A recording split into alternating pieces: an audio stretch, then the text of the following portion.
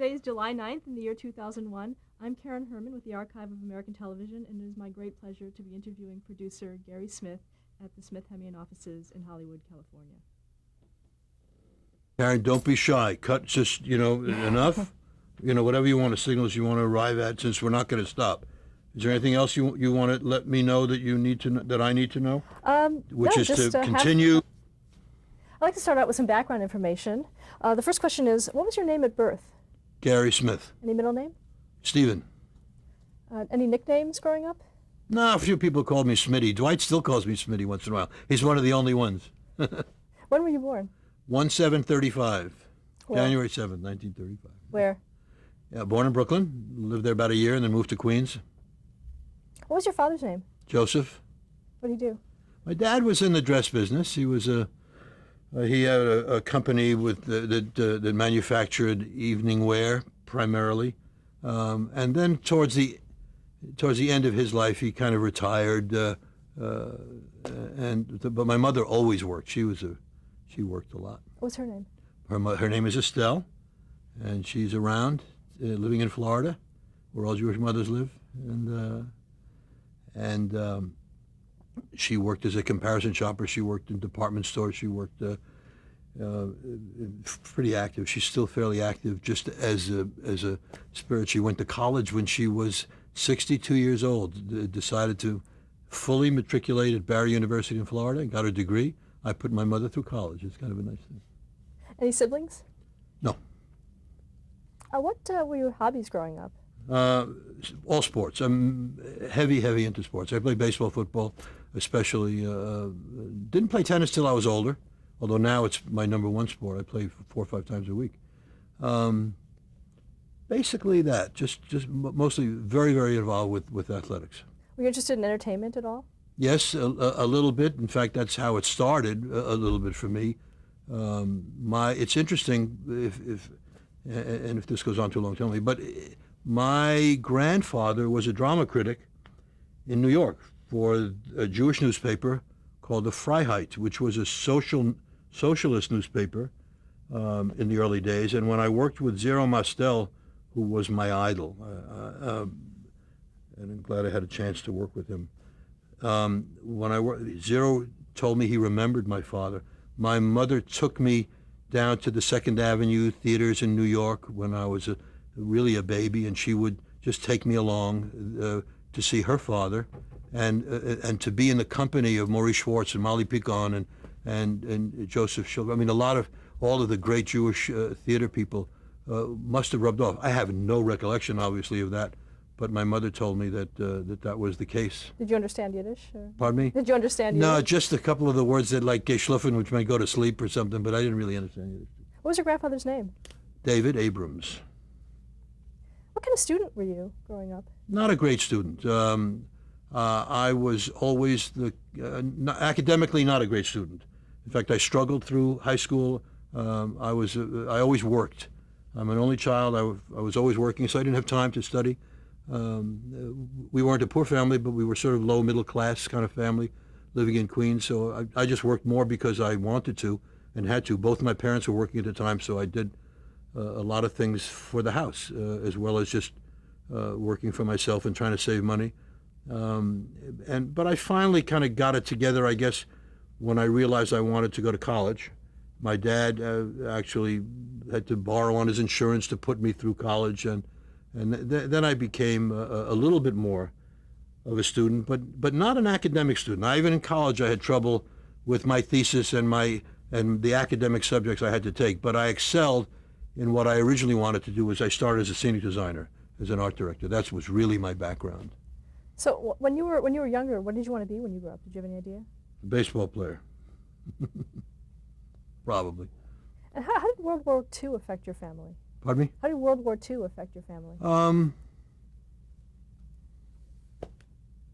I don't think any differently than it did any other family in terms of there were no siblings, so there were no other children in the service.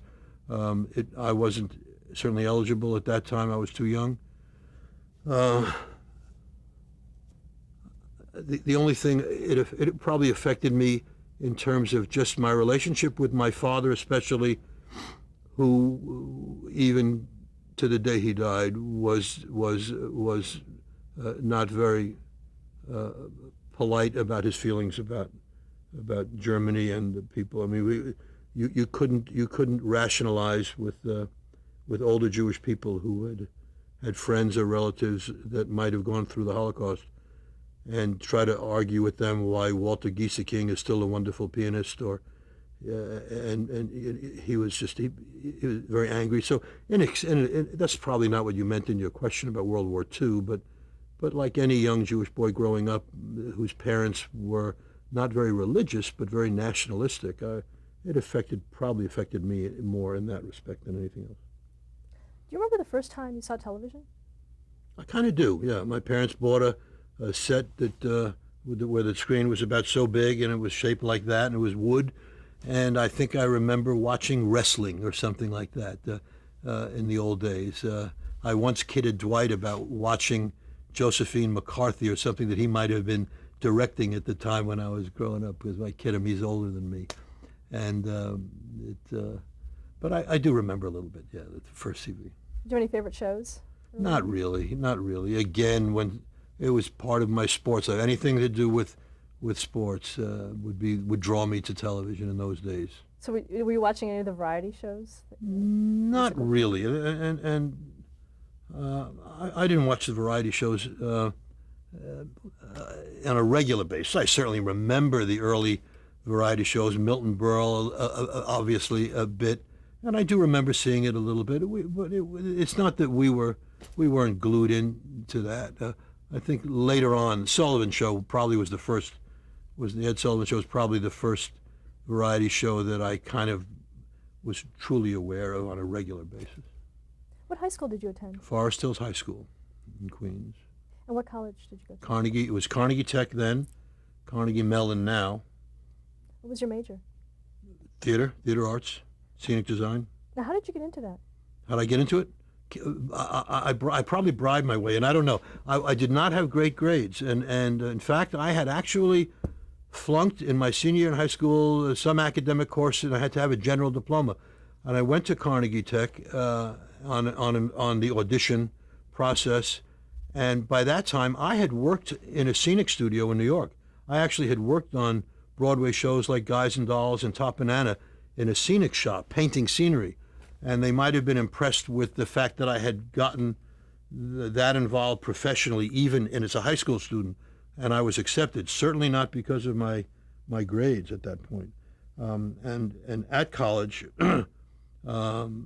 that's what I wanted to major in, and I think I became the first scenic design major, I was told, to actually design a full production in their freshman year. Usually you didn't do that till your junior year, but I was pretty well advanced in that area of scenic design for a high school student, kind of like the Kobe Bryant of scenic design. Now, in high school, how did you get into that? Huh? How did you get into it in high school? Art. I was always interested in art and in painting, and again, that's part of my family background. Art. My uncle, he's gone now, is Harry Abrams, a name you may know, great publisher in Abrams Art Books. His wife Nina is still around. His sons Robert and Michael Robert owns Abbeville Press in New York, which is a very formidable art publishing. And I'd always been involved in art. Not that we collected, we couldn't afford that, but I was interested in it. I drew a lot, and I also loved the theater. I guess through the association that my mother had brought me into, and one thing led to another. And I kind of remember sort of sitting at home and doing drawings of sets, winter set with the big bridge scene, and just trying to design things. And then I just started to look for jobs.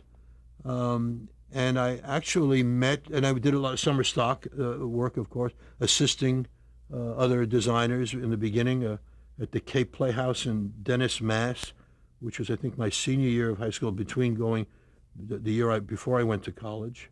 That was Richard Aldrich's theater. He was married to Gertrude Lawrence, and he owned the Cape Playhouse in Dennis, Mass. And even there, they let me design one production. It was The Play's the Thing, Molnar's play, and Ezio Pinza was the star of that one. Other than that, I assisted there. So I guess I was always interested in the combination of art and theater, and it seemed very logical then to go into scenic design. Now, when you were in college, did you also work? Not really. No, I did not have a job in college. I just worked at my work and at my schoolwork. Now, what did you do after you graduated from college? When I graduated, very interesting, little interesting story about college. Since I had said that I was not the greatest student at school, and the head of the department called me into his office at the beginning of my senior year and said, now look, no matter what you do, make sure you get your thesis done, because you're not going to graduate if you don't get your thesis. You've already shown us that you're a designer, you've done major production since you were a freshman, but make sure you get your academic, especially your thesis. So I worked my butt off, and I got the thesis done. And in order to do that, I missed a lot of classes of scenic design in my senior year. And the scenic design teacher at the time, who shall be nameless, failed me in scenic design because I had just missed too many classes. And the school actually petitioned the kids all, because I wasn't going to graduate. And I left college without graduating in 1956, pretty angry, came to New York to take the scenic designer's exam, which everybody has to take, the United Scenic Artists Union exam. You can't design on Broadway unless you pass that exam. And that exam meant you would, on a Friday afternoon, I think, you would go to the union office and pick a play out of a hat, go home that night and read it, and then be holed up in a hotel room, which they set up with drawing boards and probably about 75 prospective designers, students there. And you would then design the full production, lighting, costumes, scenery, sitting there for a weekend. You were still able to submit a design of your own as well from your past, but you had to design this major production. And I think they accepted maybe 3 or 4 people each year into the union. I took that exam. I was really keyed up for it because of what had just happened at schools. It turned out, I think I was told I ended up with the highest score of anybody. I got into the union, and I got a job at CBS right away. I went to the networks to find out if I could get a job in this new industry called television, and became a designer at CBS in September, October of 1956 when I got out of college. Now, how did scenic designing for television compare with doing it for the theater? Well, in those days, designing for television was totally different, of course, especially it's not fair to say generally totally different. I mean, if you were doing U.S. Steel Hour or Playhouse 90 or dramas, you were still doing certainly design, maybe certainly not for the proscenium stage and the theater the way we know it, but you were designing conceptually the same way. But when you started out, I mean, I did Geritol commercials and Bulova watch commercials. I remember a little anecdote I can tell you. I was assigned to design the commercial for the new Jackie Gleason show starting that year, and Bulova watch was the sponsor. And Jackie Gleason was taking it personally on his own to make sure that he was going to do the commercial live himself in those days, and he called a meeting in his office, and I was sent over by CBS as the designer of this commercial. And he said, now I want a lady's watch, big, hanging on the curtain in front, here, and I'll do the pitch about the lady's watch, a new client. McCann Erickson, as I recall, which I don't know why I remember that, was the advertising agency, and believe it or not, Alex Cohn, the famous Alex Cohn, we just lost Alex this year, was the account executive on that account. And I remember saying to him, gee, I mean, I went to college and I did Chekhov and O'Casey, and here I am in the business designing a lady's watch. What do I do about that? He said, I want it to look real. It's got to look real. I want you to get stones. So I found a little lady's watch. Or they gave me probably the lady's watch, and I measured it as best I could, and I had plexiglass things chiseled.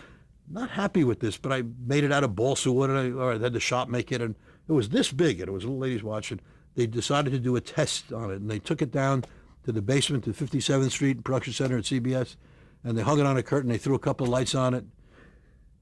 Gleason was there, and his agents were there, and Alex Cohn was there, and everybody looked at it, and he looked at this watch. He said, that's a piece of crap. That looks awful. And I agreed with him. It did. I mean, it was made out of balsa wood and glass. He said, get me another designer. And believe it or not, his manager was a man named Ray Katz at the time. Ray Katz is a fairly famous manager. Again, we just lost Ray this last year. Katz Gallen, he was partners with Sandy Gallen for a while. And Ray and a guy named Bullets Durgan were managing Jackie at the time. They said, come on, give the kid a break. Maybe he has another idea before you just fire him and replace him with somebody else. So okay, kid, pal, get over here. What would you do? I said, well, I think it's hard to really make it dimensional, Mr. Gleason. I think I would actually just take a beautiful photograph of a lady's watch and cut it out and put it up there, because I think on television it will look real. It will look dimensional, but it'll be a photograph of the real thing. That's not going to work. A photograph, but you're going to try it. So anyway, the big long story short, Ray Katz preserved my job. I kidded him for years and years and years later. The photograph worked. I did the job, and I became friendly with Gleason years later, because part of my job as I started at CBS in the beginning would be to fill in for whoever the designer was of the Ed Sullivan Show or the Gleason Show, those CBS variety shows, before I finally got my own show, which was an Andy Williams summer replacement show, which actually was a turning point for not just me as a designer, but for all of us who worked on the show. It became a kind of a model for how the new variety shows would go. It was all white. The psych was all white. The idea was the thing, not just the background. The Norman Jewison was the director. Perry Lafferty was the producer of that Andy Williams summer show, and Frank Pepiot and John Aylesworth were the writers. And we were trying to do sort of, in those days, inventive, unique kinds of things. As simple as, again, picture this sort of white infinity look. And there's Andy, the figure of Andy Williams, way in the back by the psych in a silhouette. And there's just this thing on the floor, and he kicks it, and it's a roll of paper that just rolls out and shoots out at the camera. And he would walk down, and the song was look down that lonesome road as he traveled. I mean, just silly kind of, almost like Vogue ads at the time. And very simple, not just because it was on a summer budget, but you kind of had to use your imagination and try to find different things. Those are the days in television when summer replacement shows really were the off-Broadway for what was coming up in the season. The networks at that time would say, let's try Andy Williams or Steve Lawrence and Edie Gourmet or Glenn Campbell or the Smothers Brothers. Those shows, those variety shows were really tried out in the summer. Even Sonny and Cher, I believe, at the time. Those later. But those days are gone. It's too bad, because the summer period was a nice opportunity for for new people, for young people starting out, to get a chance to do something different on television. Now, how did that come about for you, the Andy Williams show? I think CBS just, they probably said who's available, and go meet with Perry Lafferty at the time, and they'll pick somebody out. There was an executive named Lester Gottlieb who worked at CBS at the time. I don't remember it was either Jim Aubrey or certainly Mike Dan was there, because we've talked about it since then. But I just imagine that the executives at CBS said, let's try him. The way I tell my kids nowadays, the door gets open for you somehow, and then it's up to you to say, here's my work, and do it. And from then on, one thing leads to another, hopefully. And whose idea was it to do the white Pardon me? set? Whose idea was it to do the white sets? I think it was a combination of a bunch of us. I was at that time, I was considered sort of a new thinking designer, a little bit more contemporary, a little less traditional than the typical Gleason or Sullivan shows, which tended to do more realistic sets, a park scene, this scene. I've always believed that the idea is the thing, not just the visual.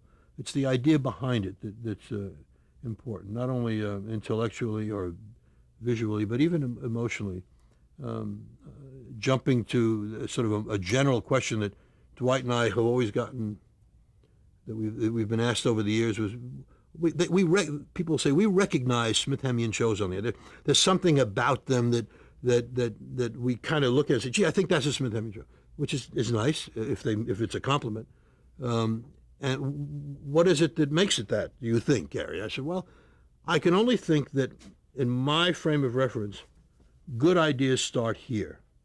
If it doesn't have emotional content, if it doesn't have something that draws you in emotionally, this is easy. And even this is a little bit easy if you just got a little bit of brains. This is the hard part.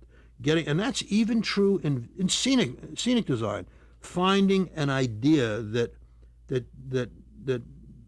brings out some kind of emotional or internal response. And yes, it still can be visual, but there's something about it that you say, gee, that's. You might ask me for an example of what that, and I don't know generally how to do that, but later on in the years, one of my favorite examples is when we did Baryshnikov on Broadway.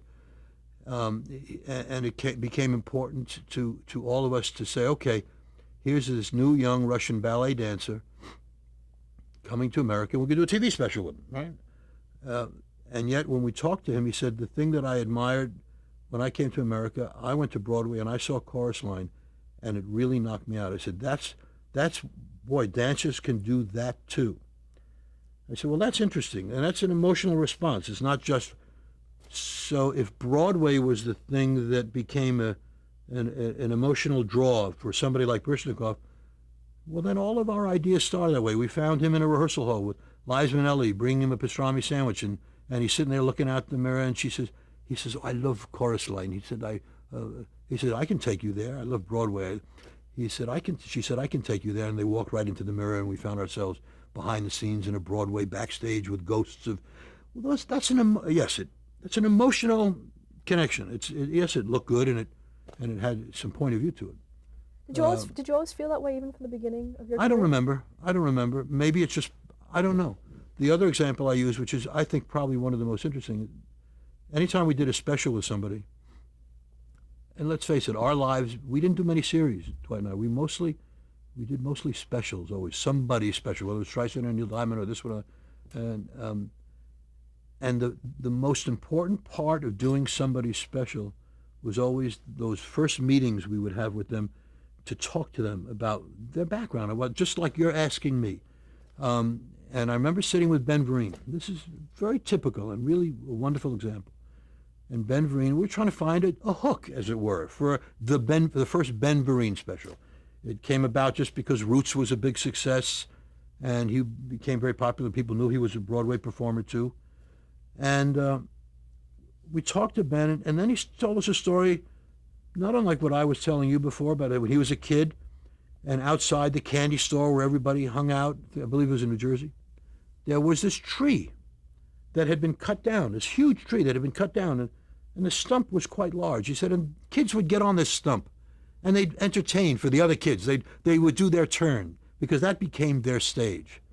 Well, I thought that was just a terrific idea, so that became the sort of the home base, the glue for the Ben Vereen special, and we could call it His Roots, not only playing on roots before, but the roots of the tree. And I remember we built this set outside a stoop, and everything that we did came about through that collection of other kids and Ben Vereen talking about his youth. So maybe there is a connection. I don't know where it came from. Maybe it's a religious thing. I always kind of kiddingly say that's a Jewish thing, but it may be a little bit. It's just there is something about heritage. There is something about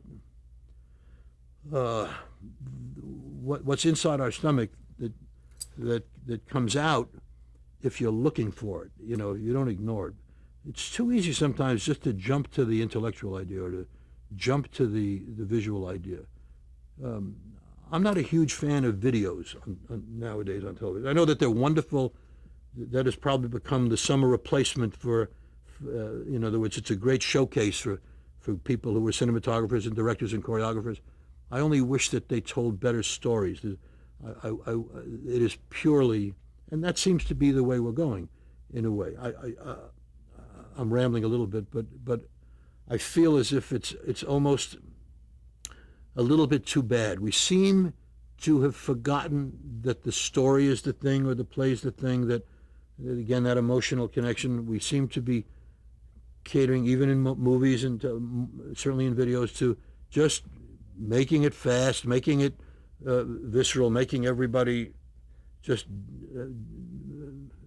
dazzling your eye, and I can refer to certain movies now that we all know about, but it somehow I wish that we were doing things more emotionally. Enough said. Let's go back to your early career. I'd like to ask you a little bit about Andy Williams himself. Did you work very closely with him? Well, as closely as a scenic designer would, not as closely as a director would, or or the writers would in those days. I probably, I mean, I was in every production meeting. We were a team. Bobby Shearer was a choreographer, as a matter of fact, and he later became a director too. But so we worked a little bit closely, more so. That was only one summer. The Perry Como show was really the first time. It was right after that, when I left CBS, that we worked more closely with the team. That's where I met Dwight. Dwight didn't work on that Andy Williams show. We can jump to that, but I certainly worked with Andy, and Andy was very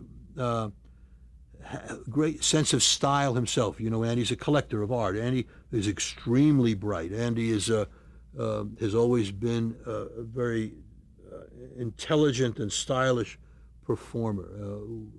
Not only the way he sings, the choice of material he uses, the way he dresses, all that. And I think that rubbed off on all of us. He understood what we were doing.